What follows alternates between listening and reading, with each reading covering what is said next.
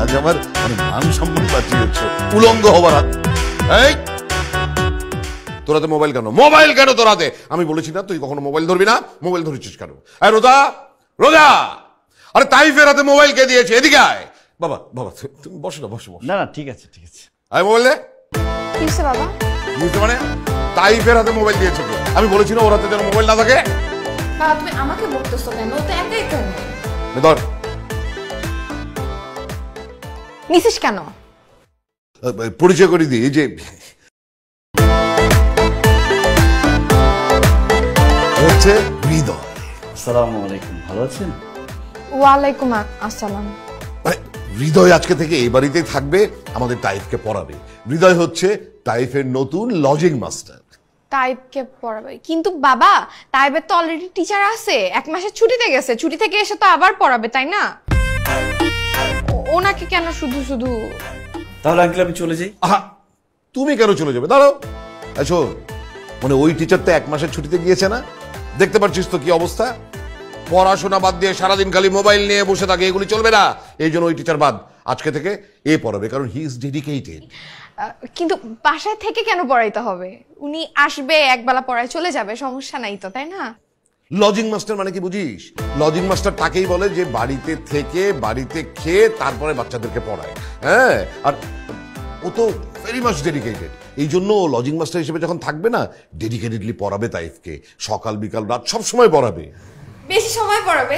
তাহলে 2 বার এসে পড়াক। আগে তো সব টিচার একবার এসে পড়াইতো, তাহলে উনি অনেক বেশি ডেডিকেটেড, তাহলে 2 বার করে পড়াবে তাই না? তাহলে বোধহয় আমি চলেই যাই। এই তুমি বারবার যাই যাই করছো কেন? দাঁড়াও তুমি এখানে। এই শোন, মানে লজিং মাস্টার থাকার সুবিধাটা কি জানিস? ওর তখন দিন রাত কোনো আলাদা করতে হবে না, সকাল বিকাল দুপুর রাত মাঝরাত যে কোনো সময় তাইফকে পড়াতে পারবে, সেই জন্য ও এখানে থাকবে। ও আচ্ছা, তাহলে বাবা আমি একটা বেটার সলিউশন পাইছি বুঝছো। উনি এখানে থাকার চেয়ে আমরা তাইফকে ওনার সাথে পাঠাই দিই, সারাদিন থাকলো, ওনার সাথে খাইলো, ওনার সাথে ঘুমাইলো, সারাদিন পড়লো, মানুষের মতো মানুষ করে ফেললো তাই না?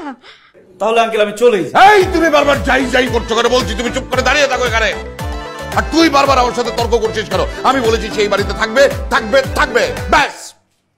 বাবা বাসায় আমি সারাদিন থাকি না, তুমিও থাকো না, তাই স্কুলে যায়, আর মা বাসায় একা, দেখার মতো কেউ নাই। এখন যদি একটা আটকা মানুষকে তুমি বাসার মধ্যে নিয়ে আসো, আমাদের তো প্রাইভেসি বলে একটা ব্যাপার আছে তাই না বাবা? এত প্রাইভেসির দরকার নেই, আমি যে সিদ্ধান্ত নিয়েছি সেটাই ফাইনাল। ও আজকে থেকে এ বাড়িতেই থাকবে। কি হয়েছে? তোমরা চিৎকার চেঁচামেচি করে পুরো বাড়িটাকে মাথায় তুলেছো কেন?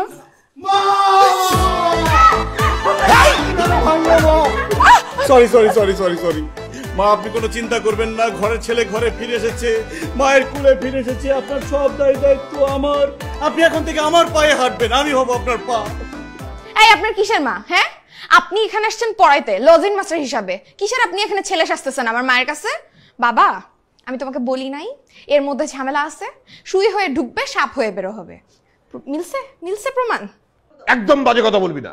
এই মানে একটা মাতৃভক্ত একটা ছেলে তোর মাকে দেখে নিজের মায়ের কথা মনে পড়েছে, তাকে সেই সম্মানটা দেখাচ্ছে, এতে দোষের কি দেখলি তুই? বাবা তাহলে একটা কাজ করো, তুমি আমাকেই বের করে দাও, আর নাইলে আমি নিজ দায়িত্বে চলে যাচ্ছি। চলে গেল না?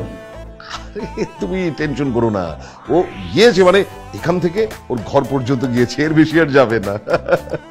ও আমার তো তাহলে মনে হয় চলে যাওয়াই উচিত না, তাই না? একদম ঠিক। মা